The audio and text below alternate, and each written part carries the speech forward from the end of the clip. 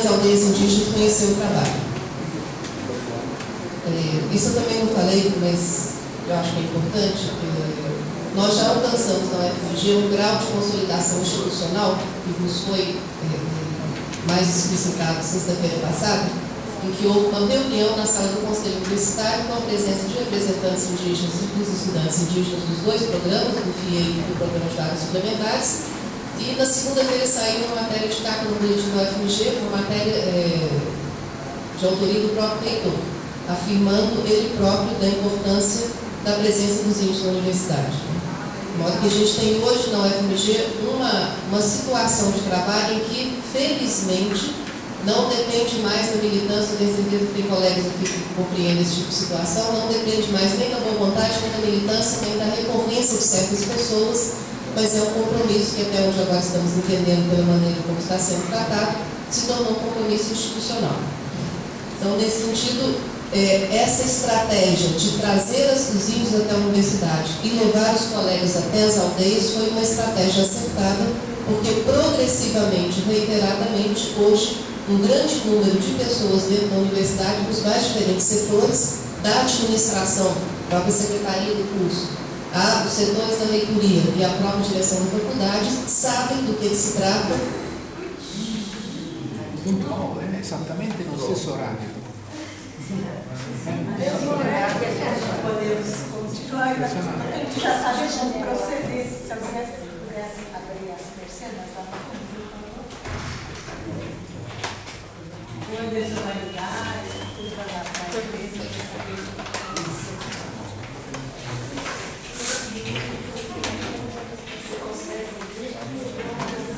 Acho que se não der, eu pego o computador.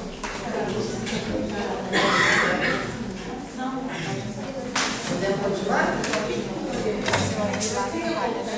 Um pouquinho.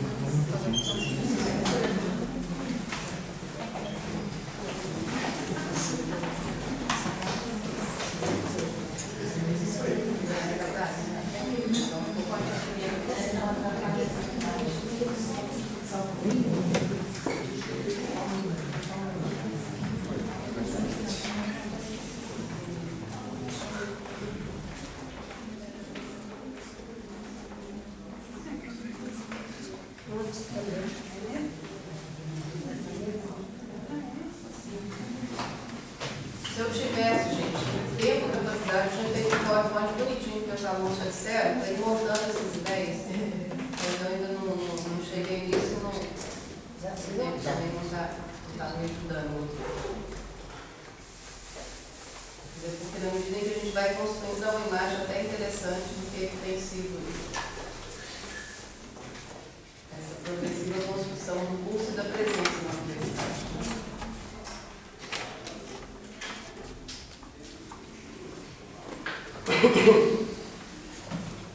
Bom, aí nós chegamos então a um outro elemento importante do curso, que é a ideia que nós chamamos de percurso acadêmico, né?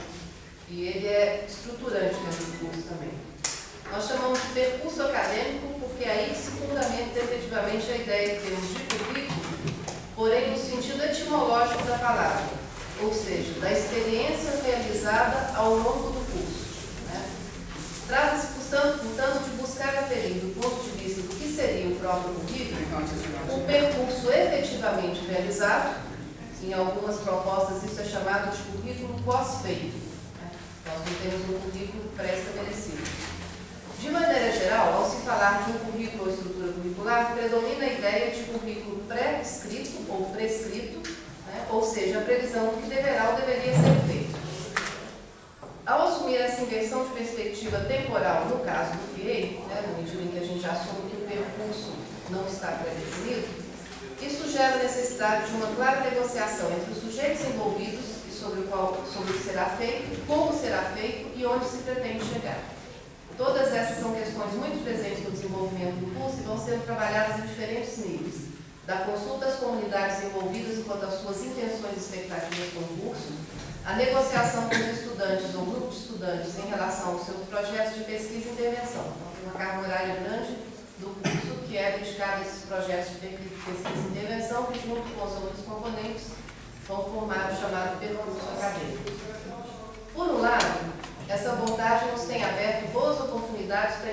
com a história e a concreta situação das comunidades dos estudantes indígenas e para desenvolver temas de investigação que lhes são muito próximos e não raro urgentes e muito solicitados. Por outro lado, no entanto, corre-se o risco de sempre estar a responder às questões mais prementes nas aldeias, que são muitas, né? Muitas das quais não podem ser devidamente abordadas no âmbito da formação de professores. E aí se deixa de lado o que a universidade não deveria deixar de fazer, ou seja, de ser um lugar por excelência em relação aos estudantes indígenas de acesso ao conhecimento científico. Aqui tem uma questão de fundo que eu costumo explicitar de uma forma muito simples. Os indígenas se dirigem a nós solicitando acesso ao conhecimento do mundo branco e nós respondemos oferecendo escola. Não é a mesma coisa e isso tem provocado muitas distorções. A presença de indígenas na universidade supõe-se, como todos os estudantes universitários, que eles queiram entender o funcionamento do pensamento científico. E nas experiências que nós conhecemos, isso ainda é bastante incipiente, bastante insatisfatório. Então, se por um lado, ao atender a demanda de pesquisa orientada pelos temas de interesse das comunidades, a gente responde a uma necessidade imediata, por outro lado, a gente acaba desatendendo uma necessidade e também uma reivindicação, que é esse acesso ao conhecimento do mundo dos brancos. A gente não tem ainda um bom domínio disso. E esse acesso acaba por ficar contingenciado pelos muitos problemas operacionais e pelos muitos vetores que atravessam qualquer atividade que aconteça na universidade e que se proponha a extrapolar as fronteiras disciplinares que marcam a sua organização institucional. Bom, mas então o currículo não seria pensado nem como percurso prescrito e nem somente como percurso pós-facto, não é? De que forma então a tal estrutura curricular poderia nos servir de balizamento? Nós não estamos satisfeitos nem com uma coisa nem com outra. Né? Como considerar as múltiplas necessidades de acolher nesse percurso, ou nesse curso, ou levar em conta, com diferentes modalidades, todos os sujeitos nele envolvidos, que são os estudantes indígenas, mas também os sábios de suas comunidades e os alunos das escolas indígenas? Na equipe docente, como acolher os colegas que já trazem consigo uma bagagem de experiência com povos indígenas, mas não conhecem nada de escola nem de formação de professores, e, por outro lado, outros cuja bagagem é relativa à formação de professores, mas em matemática, em física, em química, em história, e muitas vezes nunca estiveram numa aldeia indígena. Né? Então, e uma vez que nem sempre a gente tem cruzamentos identificáveis entre esses dois tipos de experiência e de bagagem. Eles também precisam ser acolhidos para que façam seus percursos que devem se somar na construção da proposta e da concreta realização do curso. Aqui eu faço uma inserção da imagem que eu coloquei de fundo, mas que já desapareceu. Na falta de tempo e de capacidade de produzir imagens, eu coloquei a página de um dos nossos estudantes indígenas, o Edgar Chacriabá, que pôs na sua página do Facebook esse subtítulo Etnofotografia. E que tem reproduzido, o Edgar é um videomaker, ele está se formando como videomaker, e era para deixar aqui claro com que tipo de situação nós estamos lidando. Ele é um dos tantos estudantes que temos, mas um dos mais brilhantes, que lida com toda essa produção midiática, que se propõe e interage completamente no ambiente computacional e na produção de vídeos, né? E aí, de modo que a gente tem a seguinte situação. Nós temos, ao mesmo tempo, mestrandos e doutorandos que estão formando pesquisa e orientam o trabalho junto conosco dos alunos da licenciatura indígena, portanto, eles são orientadores, ao mesmo tempo que esses mesmos mestrandos e doutorandos estão fazendo suas pesquisas nas aldeias indígenas e são orientados por esses mesmos alunos que eles orientam na universidade. De modo que a gente tem esse ambiente de interação em que várias pessoas em posições diferentes e por motivos diferentes estão tentando se formar como pesquisadores. Né? Então, é nesse sentido, com esse cenário amplo, que nós buscamos pensar a estrutura curricular como uma proposição de cenários de encontro. Essa é a ideia de fundo. De cenários que devem viabilizar caminhos e, nesse sentido, criar vias. Em italiano isso soa leonástico, né? Vias percorríveis, ou seja, vias curriculares no sentido etimológico. para que os vários encontros se tornem viáveis. Ou ainda, criar enquadramentos que levem em conta as diferentes premissas de conhecimento e de pensamento, aqui me refiro a Bateson, que estão em campo quando indígenas e não indígenas estão a trabalhar conjuntamente nos territórios da universidade ou nos territórios das aldeias. Bateson fala que toda relação é produzida através de uma dupla descrição. Assim, as atividades são construídas e implementadas tendo em vista esses cenários de encontros e os desdobramentos que eles podem gerar. Então, nos interessa mais pensar numa estrutura curricular que nos ajude a balizar práticas de conhecimento com essa perspectiva de encontro entre diferentes pessoas e diferentes tradições de conhecimento, do que balizar a coleção de conteúdos que possa ser apresentada ou trabalhada. Vou dar 3 exemplos de desdobramentos que conseguimos nesse tipo de percurso e de possibilidade de encontro. Um deles é um dos alunos que eu orientei na primeira turma. A mãe desse rapaz era ceramista. Ele retorna com a mãe a produção de cerâmica ao longo do curso. Ele não fazia cerâmica, ele descobre essa possibilidade ao longo da formação dele no curso. Decide fazer uma investigação com a mãe e com os outros ceramistas de sua comunidade, produz a sua monografia final sobre essa tradição da cerâmica que já tinha sido praticamente abandonada, acaba produzindo um boom de produção de cerâmica, porque isso é retomado nas aldeias de forma muito forte. Consegue ao mesmo tempo fazer uma incursão qualificada, porque no percurso de formação dele nós inserimos vários momentos de interação com ceramistas profissionais. Então ele se apropriou de elementos de informação sobre a produção cerâmica com informações tecnológicas bem atualizadas, ao mesmo tempo em que ele recuperou com um dos ceramistas locais o modo de queima tradicional indígena, que já tinha sido abandonado há muito tempo, porque desde que chegaram os missionários, naquela região os missionários estavam lá desde o século XVI, eles usam forno, aquele forno quadrado, que é o forno mais comum, que é o trazido pelos missionários europeus. E aí conseguiu, numa entrevista, ver a descrição que um outro ceramista, o seu Manuel, fazia da sua avó fazendo a queima a céu aberto no modo como tradicionalmente os indígenas faziam.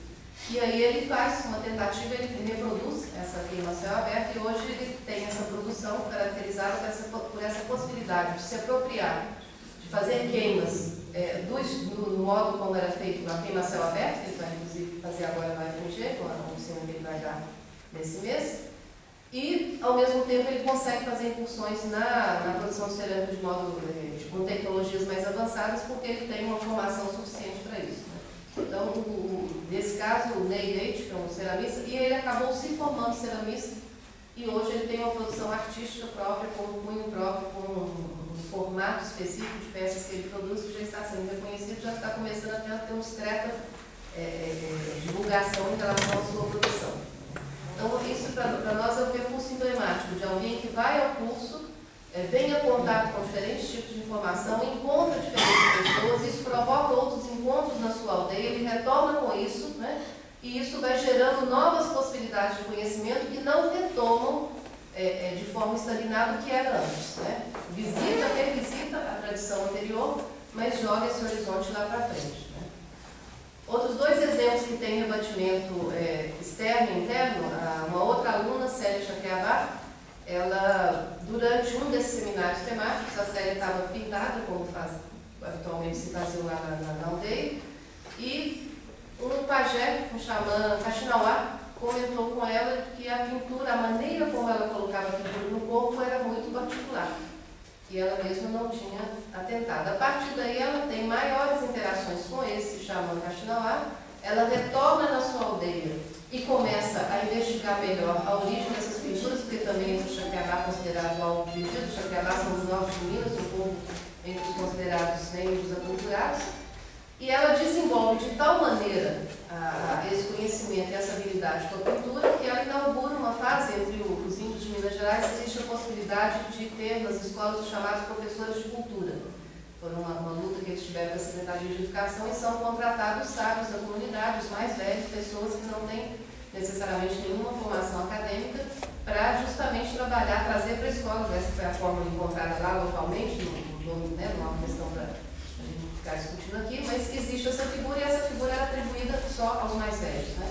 E a Célia, depois desse percurso de formação, foi convidada pela liderança da aldeia para ser professora de cultura pela capacidade que ela teve de revisitar uma tradição e reinventar essa tradição junto ao seu povo. Para nós também foi um outro percurso dessa natureza, quais encontros, quais práticas e quais possibilidades de trocas nós geramos nesses cenários que a gente, na vida que a gente instala dentro da universidade.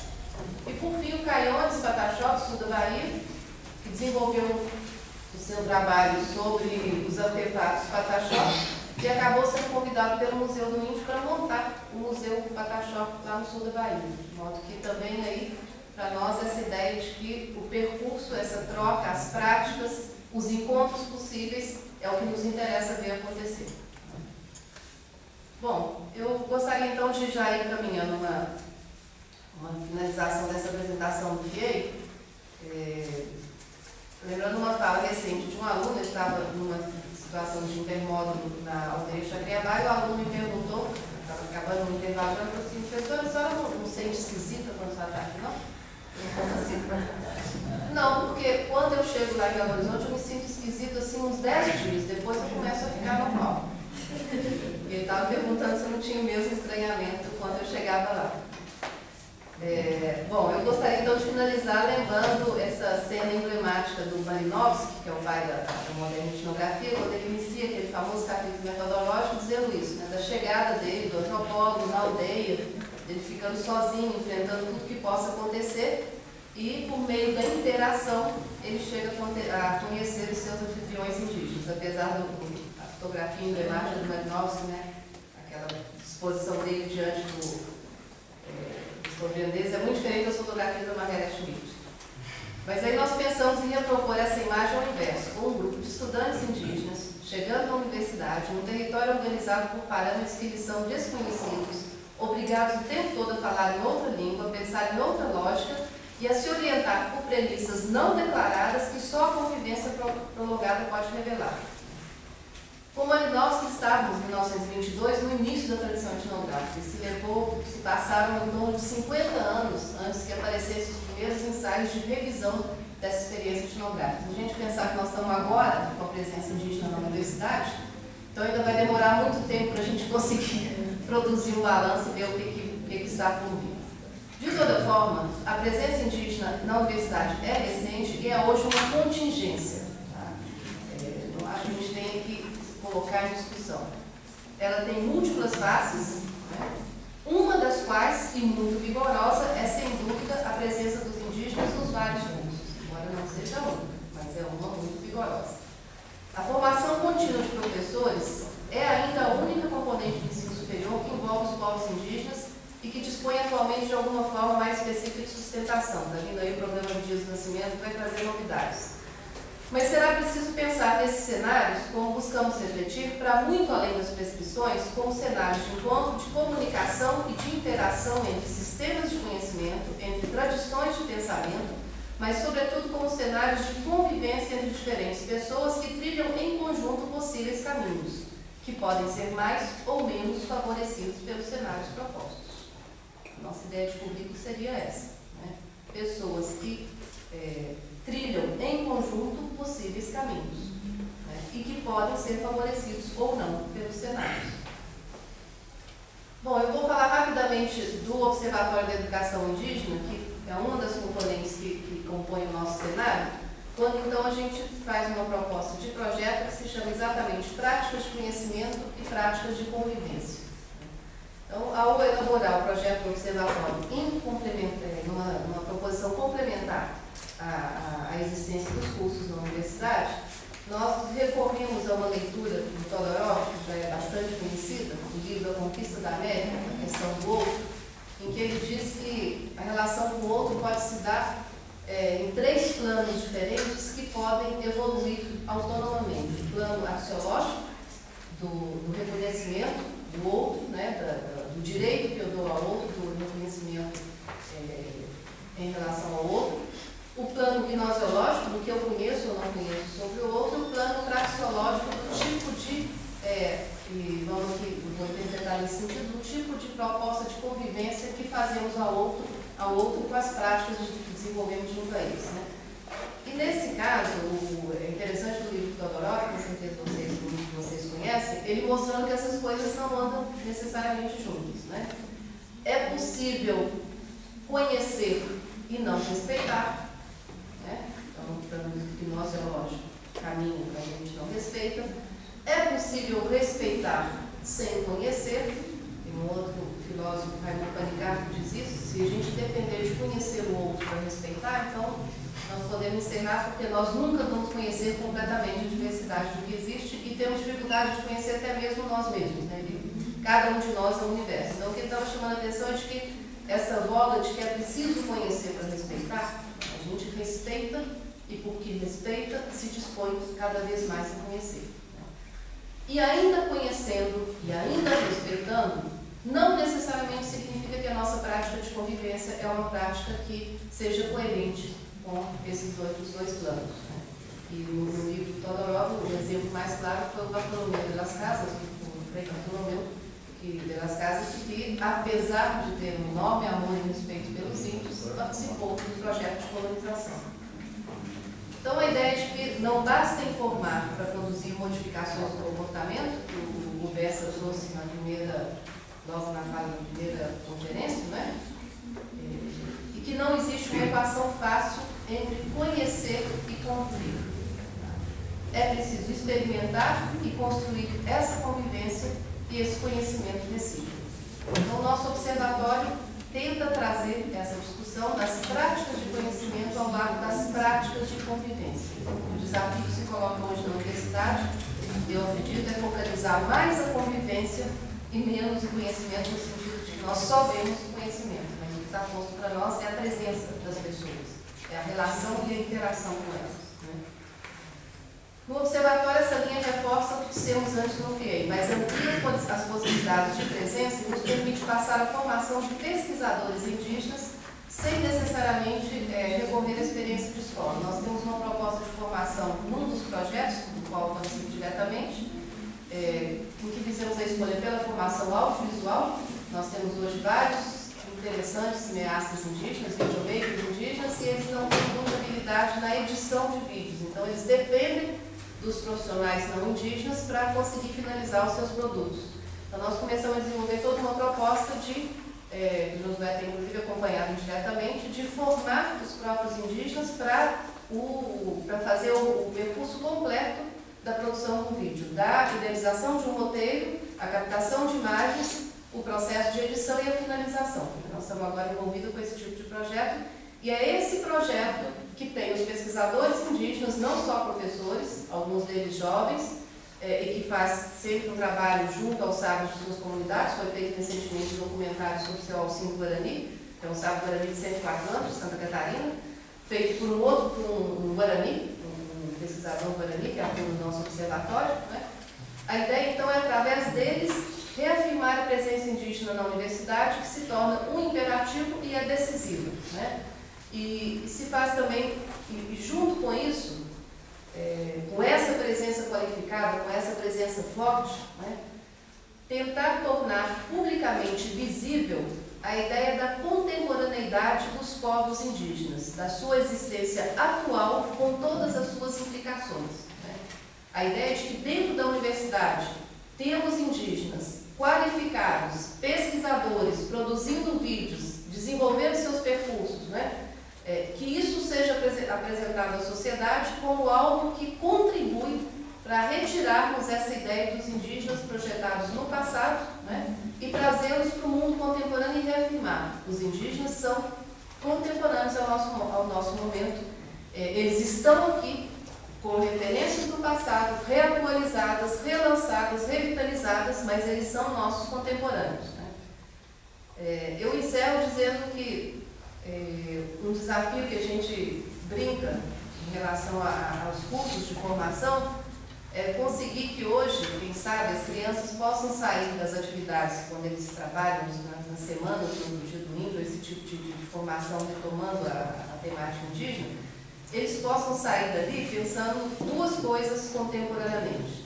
O índio é sim aquele que caça, com arco e flecha. Eu acabei de voltar da terra indígena Yanomami e vinha caminhando junto com as pessoas. Na minha frente, 2 índiozinhos de 6 e 7 anos, com um arco maior que eles e jogando a flecha na frente. A gente estava no final na pista de pouso, caminhando para chegar no posto de saúde, e eles estavam treinando para ver se conseguiam fazer o tiro reto da flecha e mediam se estavam jogando a flecha de forma adequada, né? Ou seja, o índio é sim aquele que caça com arco e flecha, mas é também aquele que faz um vídeo sobre a caça, um vídeo sobre os sentidos da caça na sua comunidade, um vídeo sobre as suas habilidades como caçadores. As duas coisas juntas, né? Esse, o índio contemporâneo e a presença deles na nossa universidade. Acho que era esse o recado que eu queria dar. Muito obrigada.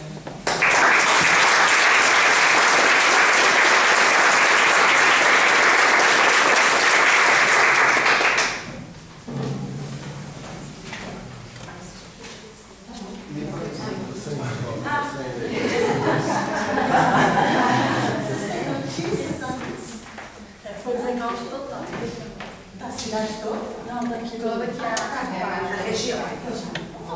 Vai voltar. Obrigada.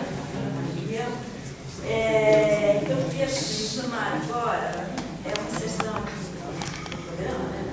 Mas o José Carvalho e a Adriana.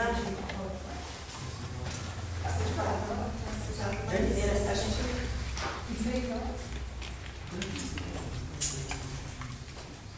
Vocês têm um PowerPoint.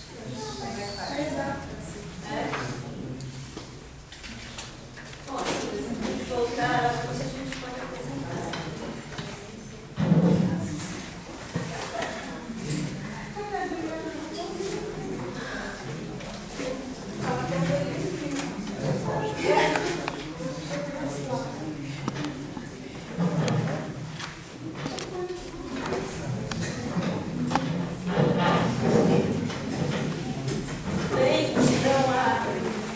Adriana, doutoranda em mestre, consegue me ouvir? Sim. Em antropologia social, com exatamente sobre antropologia da Faculdade de Filosofia, Letras e Ciências Humanas, da USP. É pesquisadora do Núcleo de Antropologia da Performance e do Drama, também na USP. Bacharel em Comunicação Social, jornalismo também Castelino. Bacharel também em Comunicação Social e Publicidade, pela Universidade Metodista de São Paulo, e doutorado em Antropologia e Pesquisa, Museus, Arte Contemporânea e Políticas de Representação. É autora do livro Caminhos do Divino, Festa e Cultura Popular em São Luís do Paraitinga, Lagoinha, tá, pela melhoramento dos 2015. José Carvalho, já falamos muito sobre ele, né? Só para lembrar, ele é doutorando, já até acho que você doutorando, e tem um trabalho muito interessante com as narrativas indígenas. Ok? Então vamos lá. Ontem, se a gente pensar, ontem a luz demorou acho que 1 hora para mostrar isso, não lembro? Mas eu acho que é legal porque a Rodrigo falou que ela tem um PowerPoint, né, Rodrigo? Ah, é? Um slide, e aí a gente consegue se virar na boa, né? Depois Tá bom, porque aí quando retornar a gente pode passar para vocês. E tá escurinho também, tá vendo a lógica do que a gente tá querendo, né, Adriana? Eles podem se apresentar, a gente vai apresentar. Isso. E voltamos. Isso. Bom, a ideia de inserção, nós teríamos falado ontem, após o vídeo da narrativa do Cuianos, ele mesmo acabou falando um pouco antes do que a gente tinha combinado. E ele fala o que ele quer, quando ele quer o que ele quer.